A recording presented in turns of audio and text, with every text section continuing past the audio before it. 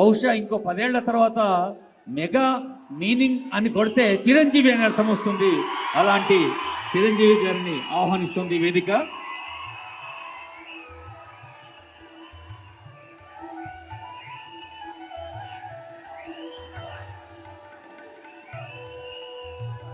కొన్ని దశాబ్దాలుగా తెలుగు సినిమా కోసం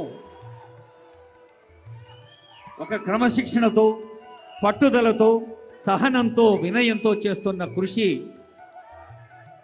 ఆంగికానికి అందం, వాచికానికి వైభవం, ఆహార్యానికి హుందాతనం, సాత్వికానికి సమున్నత స్థానం సొంతం చేసిన మన చిరంజీవి గారిని తెలంగాణ ముఖ్యమంత్రి, ఉప ముఖ్యమంత్రి, సినిమాటోగ్రఫీ శాఖ మంత్రులు, సాంస్కృతిక శాఖ మంత్రులు, సమాచార పౌర సంబంధాల శాఖ మంత్రులు సిఎస్ గారు హృదయపూర్వకంగా అభినందించారు.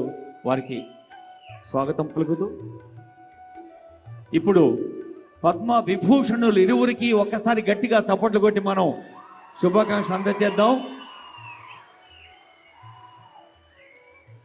తెలంగాణ రాష్ట్ర ప్రభుత్వం పద్మశ్రీ అవార్డు గ్రహీతలు 6గురిని ఆహ్వానించింది. గడ్డం సమ్మయ్య